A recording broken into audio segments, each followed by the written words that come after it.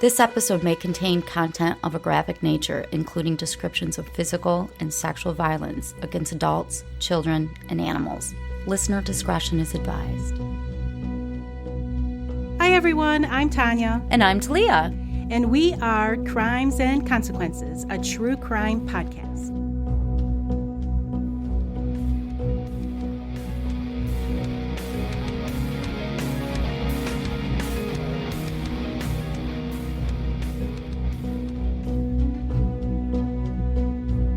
Hi Talia. Hey, Tanya. Don't ask me. I know. You saw me take a breath and you're like, yeah, don't ask. I won't. It's fine. I won't, but I would just like to welcome everyone back to another exciting episode of Crimes and Consequences. Ooh, ooh. And if you haven't already, please hit the subscribe or follow button because it helps us out a lot. A lot. It does. It does. So today I'm going to tell you the story about David Arnold Brown. I hope it doesn't offend anybody if I chew gum. Oh, well, if it does. I'm going to be chomping on gum. I am not going to stop you today, okay? I'm not going to scold you for anything. Thank you. You're welcome. Because I love you, Talia. Today's my day. Today's your day to be... whatever I want to be. Yes, exactly. Okay. David Arnold Brown was born in Phoenix, Arizona on November 16th, 1952. He was the sixth of 8 children born to Arthur Quinton Brown and Manuela Estrada Brown. Arthur was an auto mechanic who often held down 2 jobs to keep his family fed and housed while Manuela stayed home. I mean, there's a lot, 8 kids. 8 kids. 8 kids. She stayed home with the kids. Oh my God. I'd stay in a mental institution with those kids. That's a lot of children. That's insane. I have 4. And that's a lot. You've already seen me today. Yeah. And it's a lot of kids. I have 1. Kids. I can't imagine like more than 2. I think. Well, I can. When the kids outnumber the adults, oof. Yeah. Let's not talk about it. I know. We've already talked about that earlier. We have. So in 1960, the Browns moved to Needles, California, which is a tiny border town in the Mojave Desert. As David grew up, his family moved constantly, following whatever jobs his dad Arthur could find. David had a pretty hard childhood. He began working at age 11, pulling weeds, washing dishes in a cafe, and then running a small local gas station all by himself. I don't know who put him in charge of a gas station at so young, but... I can't even get my 11-year-old do the homework. I know. Let alone run a gas station. Exactly, okay. Right? All right. He's a pretty enterprising kid, apparently. At 14, after completing the 8th grade, he left his parents' home. He would later say that his reason for leaving was due to the severe beatings he was subject to. He also claimed that he was molested by a male relative, and just that he was tired of being poor and powerless. Either way, David was a survivor. I'm sure they were really poor. Yeah, I'm sure they were. It's 8 kids. And the dad's the only one working? Mm-hmm. Even at 2 jobs. I mean, how could he possibly? That's a lot of people. So David pushed on. By the time David was 15, he was smart, a smooth talker, and obviously, as we kind of hinted at, a hard worker. As he passed through puberty, he had a distinct and extremely deep voice that commanded attention. But aside from that, his acne-ridden face and his pudgy body wouldn't command the attention or attraction of most girls. This is a big reason why David liked his girlfriends young and naive. He discovered early on that some young girls who were products of impoverished homes, both by lack of material goods and loving parents, were emotional blank slates with which he could do whatever he wanted. They were vulnerable. They were. With his talent for manipulation, he learned to program such girls to selfishly please his own desires. Unfortunately for him, each girl eventually grew older and learned there was more to the world than just David and only the select things he wanted them to know. Once they were no longer obedient to him, he got rid of them and moved on to his next younger victim. Exactly. David met his first girlfriend at age 15. Her name was Brenda Kurgis. She was the oldest of 11 children. Oh, shit. I know, damn. I thought 8 was going. Damn, I know. High. Right? And she was the one that her mother leaned on for the most help when raising her siblings. She's probably one of the oldest. Exactly. Brenda was pretty much robbed of her childhood by having to take on these immense responsibilities. Her family was poor, and she really had nothing more than the clothes on her back. She was miserable and, of course, the perfect target for David. Even before they began dating, Brenda was already seeing someone else, but when David politely asked Brenda's boyfriend if he could take Brenda out just once. The boyfriend was like, sure. What? I know. Hell no. Right? Must have not been too serious about her. But before their date was even over, David told Brenda how she was now his steady girlfriend. Like, okay, you're mine. That's moving fast. Yeah, very much. Brenda listened to what David had to say, and she really was molded by him. His confidence alone was commanding, and as many women and girls would do in years to come, Brenda obeyed him. She idolized David. He was the first male in her life who wanted to care for her and show her the attention that she felt she deserved. He wrote her mushy poetry, bought her clothes and food, but also literally ran every second of her life. He was jealously possessive. He wouldn't dare let her out of his sight. He was controlling. Oh, very much. When he needed to use a public restroom, he insisted that Brenda wait for him just outside so he could talk to her through the stall door. Okay. That's crazy, up. Right? At 16, Brenda ran away with David. Even working sporadically at odd jobs, they had more to eat, more clothes, and a better place to sleep than she had ever experienced before. From the time he was a teenager until well into his 30s, David was overly preoccupied with sex. Brenda would later confirm that he demanded it at least 3 times a day. Oh, shit. I know, it's a lot. Man. So it was no surprise when she became pregnant at just 17 years old. In May 1970, the two were married. Their daughter, Cinnamon Darlene, was born on July 3rd. Throughout their 3-year marriage, David kept Brenda under his thumb. When she was anxious about getting a driver's license, he refused to help her and teach her how to drive. He wanted her just completely dependent on him. When Brenda eventually had a neighbor help teach her how to drive, David was just furious because that would give her freedom, right? She'd be able to leave. Beyond the daily sexual demands David placed on her, he was also a lot to handle in other ways. He had frequent bouts of anxiety-ridden depression, and when he didn't, he was all but totally consumed with the idea of sex. He ogled women constantly and right in front of Brenda. And he didn't discriminate. They could be young women, attractive, girls, older women, anybody. David was just interested in every single woman he ever saw. However, few seemed to return his feelings, and the more David was turned down, the more he tightened his possessive grip on Brenda. In 1971, at the age of 18, David enrolled in a program to train welfare recipients in useful job skills. Oh, that sounds nice. Yeah. Based on above-average scores on the high school GED, David was admitted to Control Data Institute to study the emerging technology of computers. When finished, he worked at a number of data processing jobs in Orange County. Each time he climbed the corporate ladder, he did so by really exaggerating his importance and padding his resume with each new job. He was quite the bullshitter. I think a lot of people do that. Yeah, right. You always try to make yourself sound a little more important. A little better than what maybe we are. Use big words. By 1973, David, Brenda, and Cinnamon were living in Anaheim, California, and David was working at CalComp, another data processing company where he was fooling around with his coworker, Lori Carpenter, who was a skinny 19-year-old girl. As their marriage went down the tubes, Brenda became scared of David, and she asked her boss for help in moving out of her home. When David was at work, she moved their furniture into a small apartment that she had rented for herself and Cinnamon only. Then she got a lawyer. So she did it all clandestine. Yeah, she had to do it behind his back. David was shocked, as you can imagine. I'm pissed. Yes, this shy, submissive woman he had dominated for years had grown determined and knew what she wanted. He showed up at Brenda's new apartment with a rifle. Oh, shit. Put it to her head and made a speech along the lines of, if he couldn't have her, then nobody would. So Brenda told him, go ahead and shoot. Oh, she was like, wow. Yeah, she's just fed up. She said, you'll never get away. The police will come and they'll lock you up forever. So David gave up and Brenda won her life back.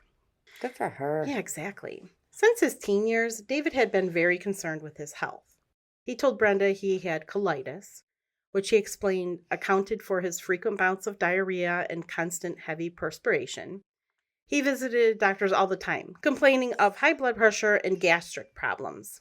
David learned to manipulate people by preying on their concerns for his health, and since he cared about no one but himself, He learned to get what he wanted from members of his family by threatening to end the relationship, which is a classic psychological ploy called tyranny of the weak. Oh. Have you ever heard of that? No. Well, that's what it's called. So you just threaten to cut everybody off? Mm-hmm. Yeah. So that you can get them to do what you want them to do. I should try that sometime. David would ultimately develop this tactic to take control of everyone in his tightly constrained little kingdom. 22-year-old David went through the divorce motions with Brenda. Brenda got child support but no alimony, and she got all of their furniture as well as custody of Cinnamon. Per their divorce agreement, Cinnamon would visit her father nearly every weekend. As she grew up, she learned to think of David as her fun parent. The one, of course. Yeah, the one who always bought her things and took her places. It's a weekend. Yeah, it's a weekend dad, right? Doesn't have to do schoolwork or anything like that. Right, exactly. Fun dad. As soon as the divorce from Brenda was final, David married Lori Carpenter. Remember the girl he was fooling around with? Yep, 19-year-old girl. Yep. Soon, however, he realized that his new wife was much too mature for him, even though she was young. After 4 years of being married, they divorced. David had learned that he could never be happy pretty much with a woman that had an adult sensibility. So he's 26 and on 2 divorces. Mm-hmm. This wasn't just because he couldn't fully enjoy sex unless his partner had a smooth, firm body of a teenager, but also because no grown woman would put up with his behavior for long enough.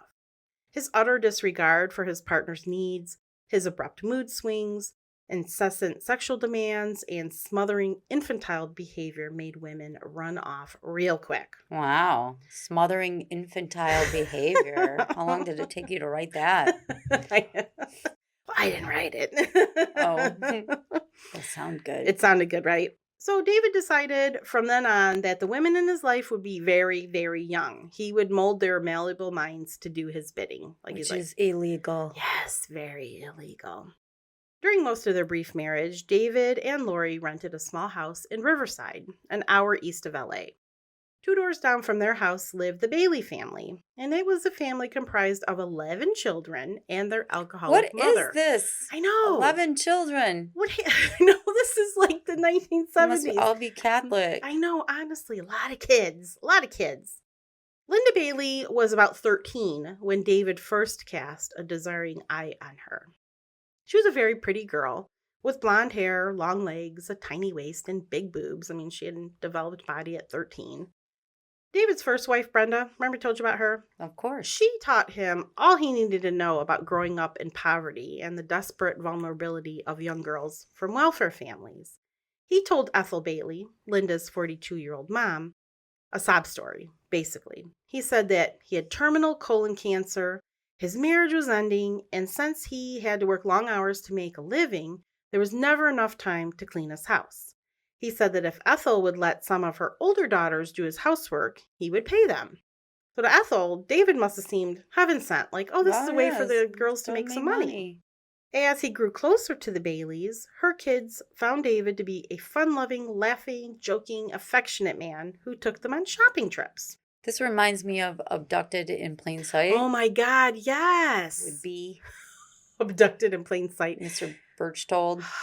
Oh, yes. yeah. That story was too much. I know, I just finished the series. That's why it reminds me of it. Oh my God, I should go back and rewatch it. That story was so jacked. Yeah, they have a series and a documentary. Do they? Oh, yeah. Oh, man. So if anybody hasn't seen it, you got to see it. You got to see it. Is it on Netflix? Yeah. Yeah. Hulu, too. Hulu, too? Abducted in Plain Sight.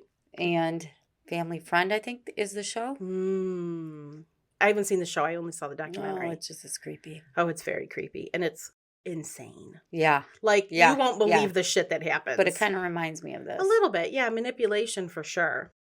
Ethel didn't know that he made a game of teaching her kids to steal anything left in unlocked cars and trucks. What? So he would do this, like, I think he would While take they're them cleaning? No, like when they took him on shopping trips, I think he would. Hey, just teach them to see what's in steal that car. shit. Mm-hmm. Okay. It's open. Check it out. Even before Lori and David separated, Lori was David's second wife, remember? Yes. David was seeing Pam Bailey, one of the Bailey kids, who was 16. Oh. However, that didn't mean he also didn't have his eye on Linda, 13-year-old Linda, if you remember. Gross. As well as her 5-year-old sister, Patti. Stop it. a skinny little towhead who idolized him. David made himself indispensable to the Bailey family. Days before the next welfare check was due, when nothing was left to eat but cold cereal, he took the kids out for burgers and pizza. Noting when they barely had any clothes, he took them to Sears and Kmart and bought them jeans, t-shirts, blouses, and shoes. When Linda turned 15, David quickly dropped Pam. So Pam was a little bit older, right? And Linda was initially 13 when he met her. So when she turned 15, he was hot on her trail. Not long after that, he announced his miraculous recovery from cancer. And since his marriage to Lori was over, he asked Ethel if he could marry Linda. Well, why not? She's 15. She's 15. Ethel said, well, no, she's a little too young. In fact, she said Linda was too young to even use birth control pills she got from a free clinic. Which, I mean, technically, she could have. She could have. But I get the point. She's 15. When she had learned her daughter was having sex with David, she just lost her shit. Oh. Yeah. She moved David in with her older brother, Rick, and his wife, Mary, to get her away from David. But by the time Linda turned 17, she gave in. Ethel gave in. Consequently, Linda and David, so Linda's 17 and David's 27. Got married in Vegas. That's his third marriage. Third marriage at the ripe old age of 27. They got married in Vegas in June of 1979. Less than 2 months later, David kicked Linda out of his rented house and sued for divorce, telling the Baileys that he couldn't be married to someone who abused alcohol and drugs. Linda was devastated because this was all bullshit. She didn't abuse alcohol and drugs. So why did he want to get rid of her? He must have found somebody else. Yeah, he did. He had started dating a coworker named Cindy, who was also a young mother of two. They got married in May 1980. Jesus, this is his fourth marriage. Uh-huh. But he continued to have sex with other women, including Linda. Linda didn't go away. Oh. David later said that although his fourth wife was beautiful and sexy, she was too greedy. So less than 8 months after they were married, David served Cindy with divorce papers. Marriage means nothing to him. No. Clearly, sorry. Just pointing that out. Of course, this little horn dog set his sights on the next woman, whom he wished to be his next wife in line, and that turned out to be none other than his ex-wife, Linda Bailey. What? Yes. He told her things would be different, and he wooed her back. I thought she was an alcoholic. Right. He wooed her back, though. He got back into her good graces. Next thing you know, Linda is moving out of her brother Rick's home and back in with David just before the end of 1980, while he was still married to Cindy. The Bailey family wasn't happy about this move. I mean, what the fuck, right? Really? I'm just like, really? You're going to go back to this asshole that accused you of this, and then he married some other chick? After 2 months of being married? Yes. Okay. She was only 17, too. But the man that had once taken care of them was now seen as scheming, finally. Finally, people are starting to see him for what he really is. However she may have felt, Ethel allowed 11-year-old Patti to move in with the happy couple. What? Yeah. After all, she was surviving because of the things that David would do for her and her family, so I'm sure she felt as if she had no choice. Or, I mean, I don't know. Patti was stoked, since she would no longer have to endure poverty and an older brother's sexual advances. I think she was being abused. Oh, that's sad. Yeah. She also knew that living with David would give her good food to eat, her own room, and plenty of toys and clothes, at the very least. And she'd have her big sister there. Exactly. And David was always nice to her. So, I mean, I bet he was. Uh-huh. Despite his personal life being a bit of a mess, and that's an understatement, David was successful in his business life. In the late 1970s, David began to specialize in data recovery for large companies, and he first did this for the company RandomX. RandomX used a variety of methods to recover 40 to 60% of the data from crashed hard disks and other storage media. But David discovered a substance that could recover most, if not all, data. Oh, that is pretty handy. I've had stuff crash. He made it his secret, the heart of his data recovery procedure, and he called it the process. Okay. In 1980, while still working at RandomX, David started his own data recovery company called Data Recovery. Oh, yeah. That's a unique name. Hey, it tells you what it does, right? He soon quit his job to concentrate on work subcontracted from RandomX, and he got rich. Within a few years, Data Recovery, Inc. was grossing hundreds of thousands of dollars. Wow. Because of the success of The Process, David became a minor media celebrity in certain sectors of the computer industry. He told his family wild stories about how he and The Process were so important that he and his wife couldn't be on a plane at the same time because one of them had to be able to assist with the process. I guess they're important like the royal family or something, okay. right? All right. Or like the president and the vice president. Okay. They can't travel together, right? He was full of stories and full of himself. He did much of his work from home and by the mid-1980s was devoting nearly all of his time to his parents, his wife, his daughter Cinnamon, who was now 14 and had come to live with him in the fall of 1984, and Patti Bailey, who was now 16. They depended on him for virtually everything in their lives.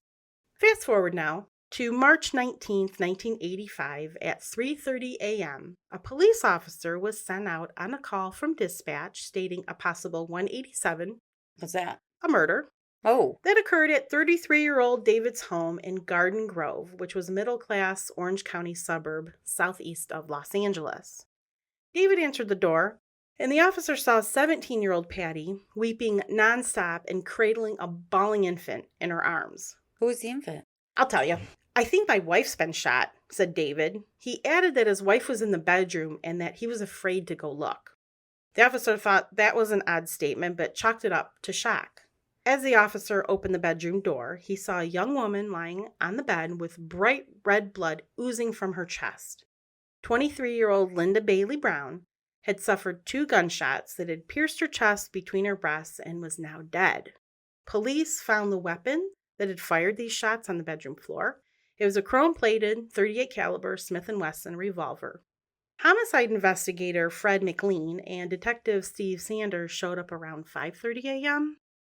And after walking through the crime scene, they found 3 empty prescription pill bottles with the lids off next to an empty drinking glass. The pill bottles contained Darvocet N. And that's a painkiller. And Diazide. What's that? Diazide's a diuretic, usually prescribed to people with high blood pressure. Okay. But if it purges excess water in your system, but if you take a massive amount, it could cause a severe heart arrhythmia, and you could die from a heart attack if you overdosed on that. But so they find this empty bottle. Both of these medications were prescribed to David. The questions began, and David told police that after midnight the previous evening, after patching up an argument with his wife Linda, he went on a long drive by himself. He remembered stopping off at a local convenience store and later at a coffee shop as he made his way to the beach. When he returned, it was about 3 a.m., and Patti had greeted him, shaking and crying with the news that she thought Cinnamon had possibly killed Linda. Cinnamon? Cinnamon. And she claimed that Cinnamon had taken a shot at her, too. So Cinnamon's only 14, right? Yeah, Cinnamon's only 14. David said that for months, his daughter had been disturbed and disobedient. Cinnamon was insufferable to her stepmother, Linda, to her mother, Brenda, and to Patti, with whom she held a sisterly bond with. She's 14 and Patti's 17, so they're kind of close. And she shared a room with Patti. David tried to get Cinnamon into counseling, but she refused. When asked where Cinnamon was, neither Patti or David could say. Apparently, she had upset her stepmother so much in the past few weeks that she had been banished to a small trailer in the backyard. When the police checked the trailer, Cinnamon wasn't there. When Patti was questioned next, she told police that Cinnamon came into her room at about 11 p.m. that night with a small gray gun and asked her how it worked. This is weird, right? Yeah, I'd be like, well, girl, what are you doing? Why do you have this gun? Why do you want to, no, you're 14, put that gun down. Put it away. The gun described wasn't the revolver that police had already bagged and would ultimately prove was the murder weapon. So it was probably just another gun in the house. Just after 2 a.m., Patti said she had been sleeping in her room and was awakened by a gunshot to find Cinnamon standing next to her bed. She said that when she opened her eyes, Cinnamon ran from the room. Then Patti heard 8-month-old Crystal, who was Linda and David's baby daughter, crying. Then she heard another shot farther away and froze, lying in her bed.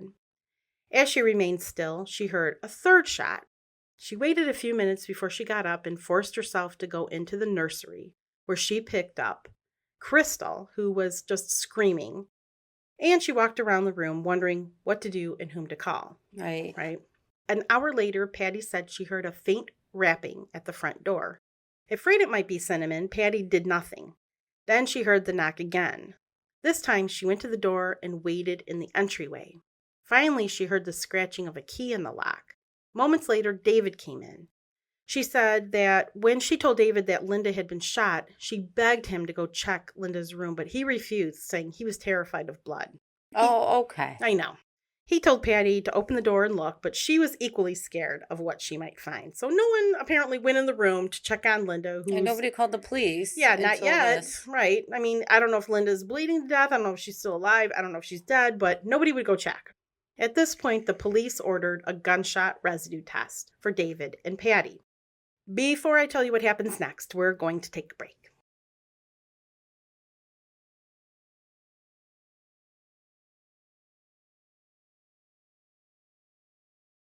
When police began searching the backyard, they noticed that one of the dog houses wasn't empty. Looking inside, homicide investigator McLean found Cinnamon, semi-conscious, curled into a ball, laying in a pool of her own vomit. In the vomit were dozens of orange-tinted capsules. A roll of pink construction paper was clutched in her right hand, which read, quote, "Dear God, please forgive me. I didn't mean to hurt her," end quote. At the police station, Cinnamon was taken to a holding cell. Almost immediately, she began to complain of a terrible headache, and then she vomited. Under questioning by paramedics, Cinnamon said she had taken the entire contents of 3 prescription drug vials. Diazide, which I told you earlier, that diuretic. And I told you, you could have a massive overdose, which could cause a heart attack. She took an entire bottle of Darvocet and the painkiller. And if you overdose on that, it depresses the central nervous system. But she didn't die. I think it's because she threw them up. Oh. I don't know what the third drug was, but the paramedics concluded that if Cinnamon hadn't vomited up many of the estimated 260 pills she had swallowed, she would have been dead long before the police found her.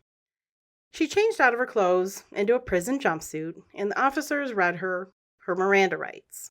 Even though they knew she might not understand these rights, they pressed on with questions. Complaining of being tired, and she's a kid, you guys. I mean... Right. And she just OD'd. Yeah, they really shouldn't be questioning her like this, but complaining of being tired and frequently drifting off, she seemed genuinely shocked and upset to learn that Linda was dead and that she was under arrest. She kept rambling and backtracking. She said that her stepmother had ordered her out of the house, adding that if Cinnamon wasn't gone by the time she woke up in the morning, Linda would kill her. Cinnamon rambled on about how Linda was jealous of her relationship with her father. Cinnamon loved her father very, very much.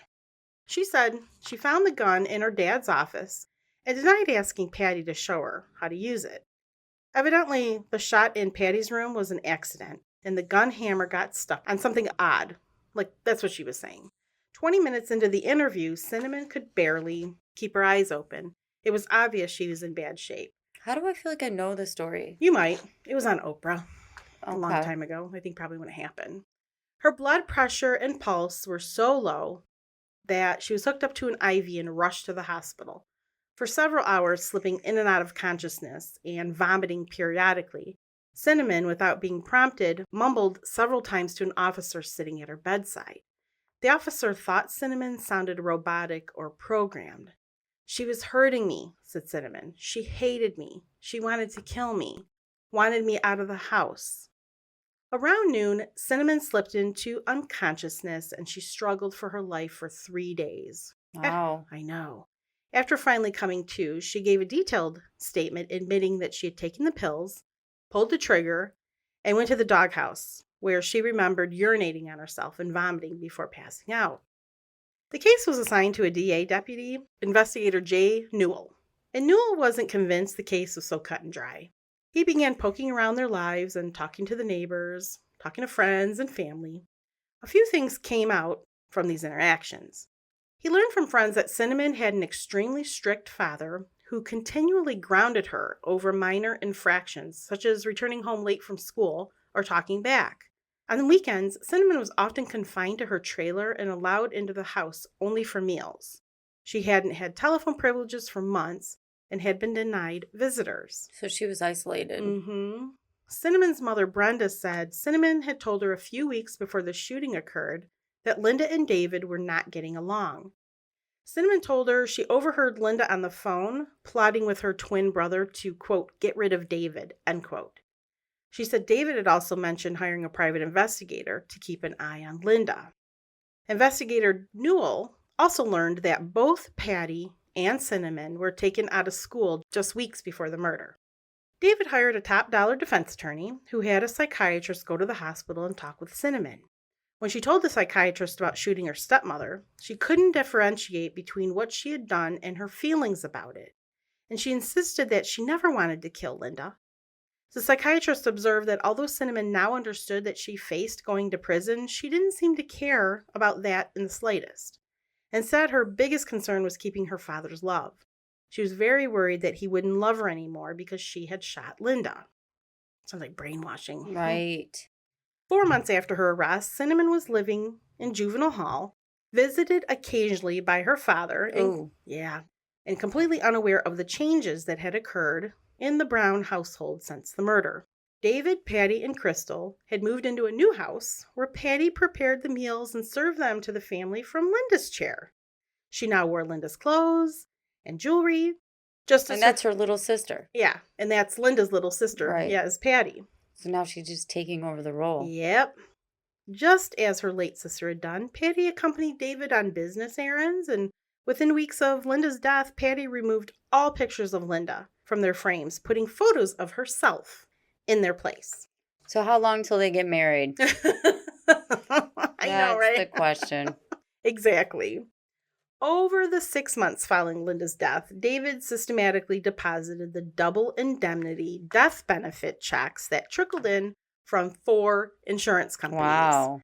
Together, they totaled $843,000. Wow. Yeah. And this is what, in 70s? This is 80s? in 80, like 84, 85, yeah. David, who continually reassured his daughter of his love for her, didn't testify at her trial. Instead, on the day he was scheduled, he sent word that he was too ill to come to court. The judge found Cinnamon guilty of murder in the first degree, murder with premeditation and deliberation with malice aforethought, and he sentenced her to life in prison, which meant she would remain in the California Youth Authority custody until she was 25. In time, investigator Newell learned that just 3 weeks after Cinnamon went off to prison, David bought a new house in Anaheim Hills, which was one of the area's most exclusive residential communities. It had spectacular views of Santiago Canyon and came with a swimming pool. It cost David about $330,000, in which David had paid cash. Oh, yeah, because he's got lots of money. Exactly. That life insurance, that double indemnity. Wow. Also learned that between August 1985, when Cinnamon went behind bars, and the spring of 1988, David bought a $60,000 motorhome, a $70,000 Mercedes 560 convertible, Nice. a $30,000 Mercedes 190, 2 Ford Broncos. How many cars does he need? Too many. 3 Nissan Sentras. What? A Dodge pickup with a camper shell. What is this? Ford and Chevrolet station wagons. Altogether 14 expensive cars and trucks. What? I know. Where's he putting them? At his new place. I don't know. Patti, 17 at the time when the murders happened, was under David's tightest control. She didn't go to school. She had no regular contact with people outside of the Brown household. She rarely left the house, alone or with anyone except David. He insisted that she wear a pager at all times and beeped her constantly. Remember pagers? Yeah. Yeah. Often from the next room, he would beep her to check on her whereabouts and activities.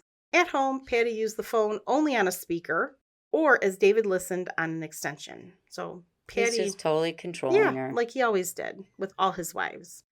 In the beginning, David would visit Cinnamon often, but the longer she was in there, the less he would show up.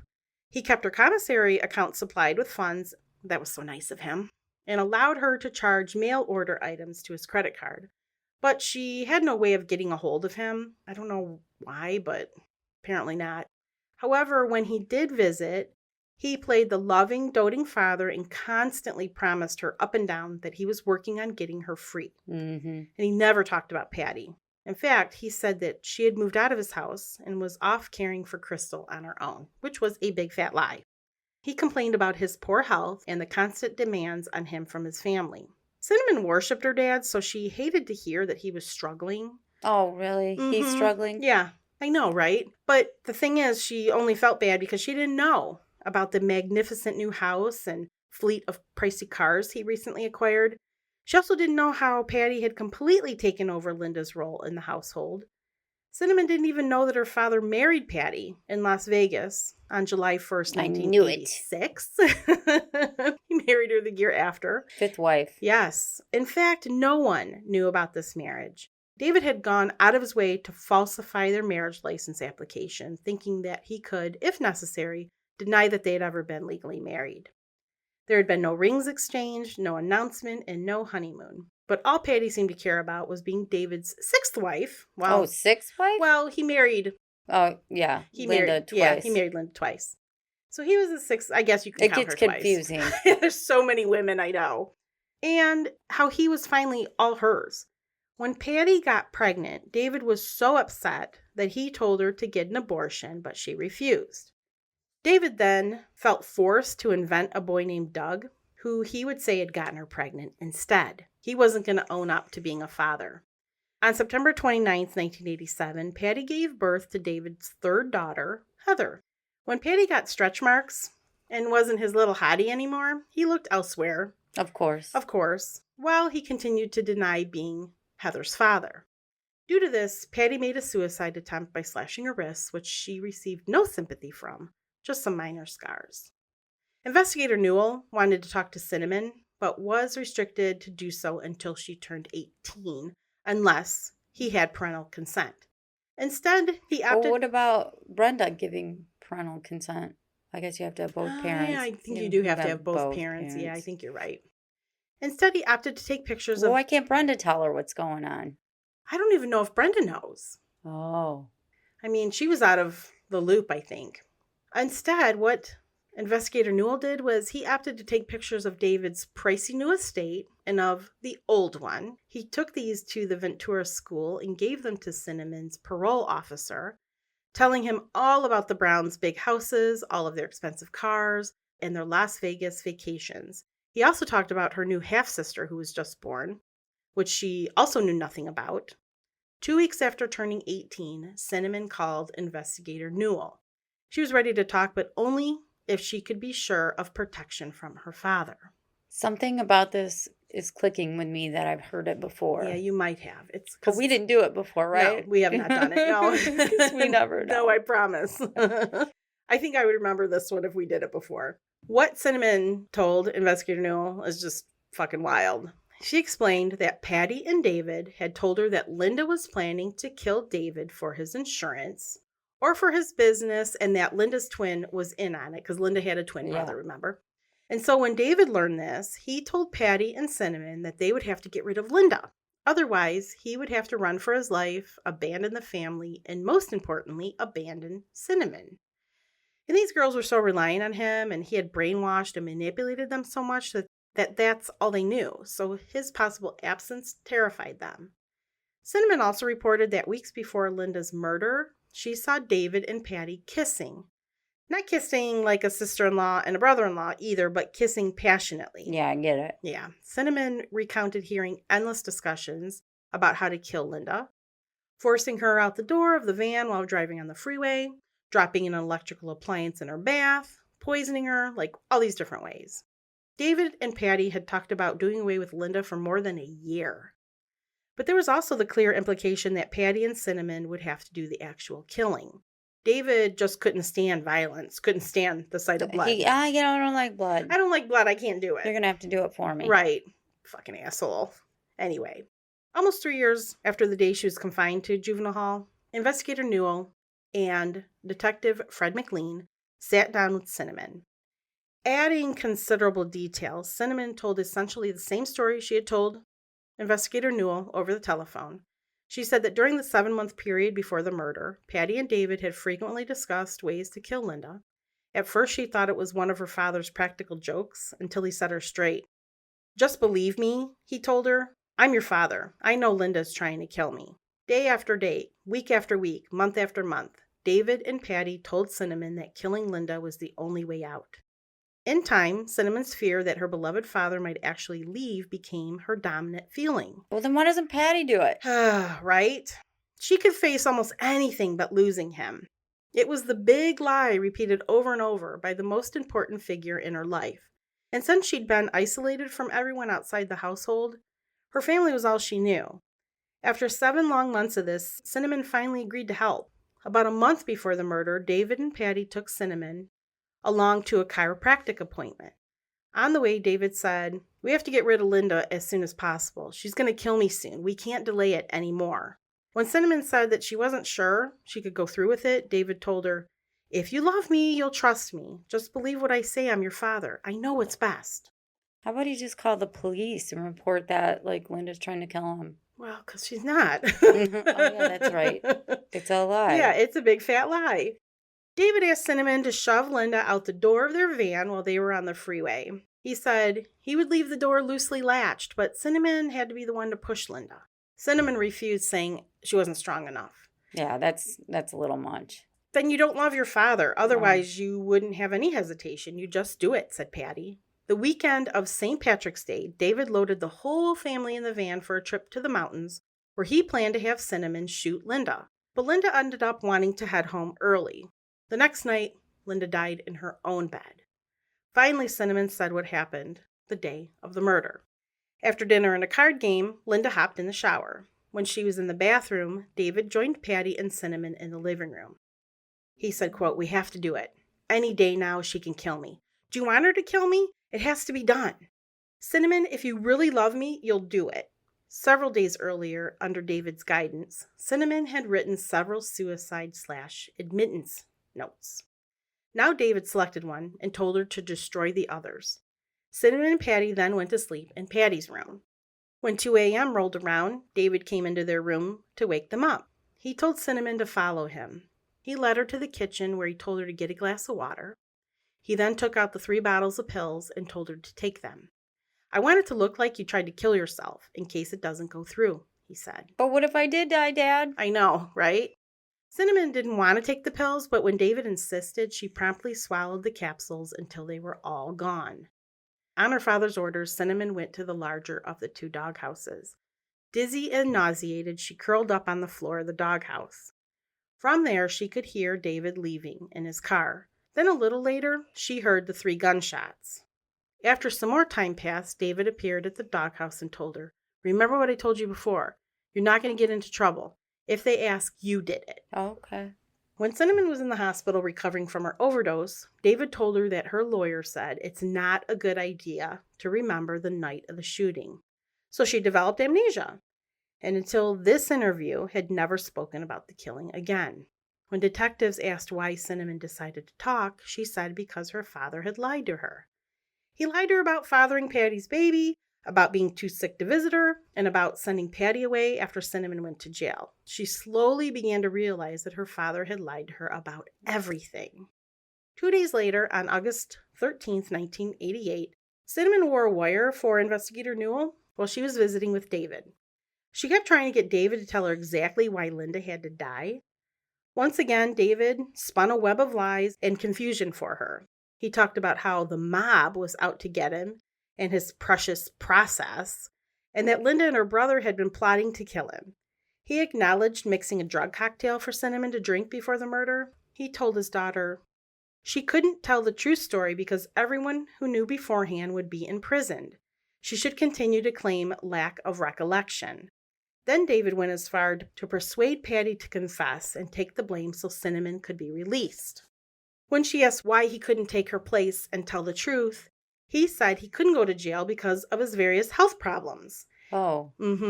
He said he couldn't survive incarceration. And therefore she should. Yeah, right. And he was going to find a way to kill himself before the first week was through. Right. So you should do it. His daughter. His teenage daughter. That's gross. She asked him about who the father of Patti's baby was, and he told her some guy named Doug.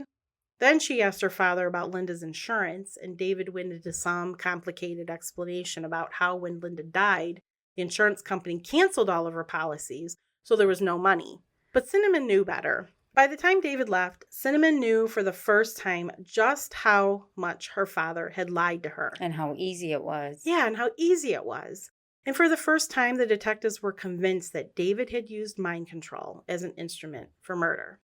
After the visit, David talked to Patti and directed her to promise Cinnamon she would confess and take his daughter's place. On August 27th, about 2 weeks later, Patti and David came together to visit Cinnamon, who was wired once more.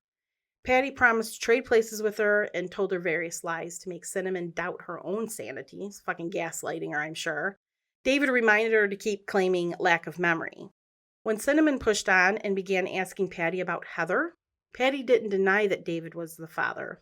Also, in a momentary lapse, Patti acknowledged that she loved David and still lived with him.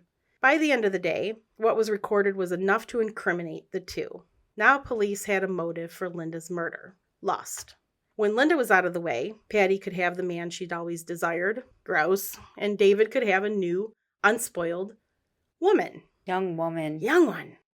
The second motive, money. It didn't take Detective McLean long to turn up 4 different life insurance policies on Linda, each indicating that it was the only such policy.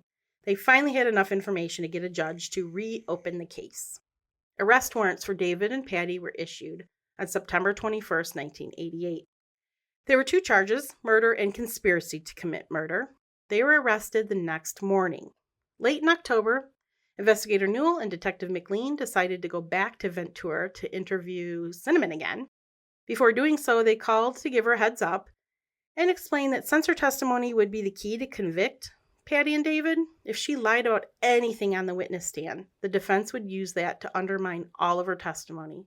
In other words, have you told us everything? Right. And have what you told us the truth? Truth. That's when Cinnamon responded, quote, "I was ashamed. I couldn't tell you the whole truth. I just couldn't say it. Oh, shit. I was the one who actually pulled the trigger." End quote. Right? Fuck. They revisited the story once again. So let's pick up at the suicide notes. Remember, David wanted to write these suicide notes. So after David had selected one of the suicide notes, he and Patti had spoken together so softly that Cinnamon couldn't hear what they were saying. In the kitchen, after she swallowed all of the pills that David had given her, David insisted that upon shooting Linda, Cinnamon was to shoot herself in the head. But just a nick. Just a nick? Yeah, just a nick. Don't, actually kill yourself. Oh, okay. Let me see how that works. A 14-year-old. I'm an expert at nicking myself in the head with a gun. What? Are you fucking kidding me? That's horrible. I know. But he wanted it to make it look like Cinnamon tried to kill herself. Yeah, I get it. Yeah. I get it, but she could have. She could have, right. I mean, she took all those pills, too. Right. Either one of them could have killed her. He just wanted her out of the way. I mean... And she's taking these pills and going to try to aim to nick her head? Yeah, seriously. Obviously terrified, she refused to shoot herself. Finally, David gave up, assuming the medication she'd already taken would have to do for the suicide attempt. David said he was going to leave the house, and when he came back, he expected Linda to be dead. Just before leaving, he gave Cinnamon a pillow and told her to put it over the gun when she fired to muffle the noise, he explained. Why? I don't know. I know, neighbors. David had another whispered conversation with Patti and then left. A few minutes later, when Cinnamon wandered back into her bedroom, Patti was wiping a .38 revolver with a towel. She handed Cinnamon the gun and showed her where to put the pillow, and she fired. One of them cocked the hammer back. Cinnamon couldn't remember whether she did it or if Patti had. Cinnamon said she took the gun from Patti, but she couldn't remember how she got from her room to Linda's. She remembered only standing in front of the bed, holding the gun out and pulling the trigger. Somehow the pillow got stuck in the gun action, so Cinnamon rushed back to Patti's room for help. The baby, awakened by the shot, was howling in Patti's arms. With the infant between them, the teenager struggled with the gun, trying to pull the pillow free. It went off a second time, the bullet missing the baby by inches, lodging in the wall above Patti's bed. Then Patti and Cinnamon heard a low sound coming from Linda's room. It was frightening, inhumane, animalistic. Linda was still alive. Oh. Patti gave Cinnamon the baby, and she watched as Patti cocked the hammer back on the pistol. Then Patti took the baby back and gave Cinnamon the gun. Patti told her to go back and shoot Linda again.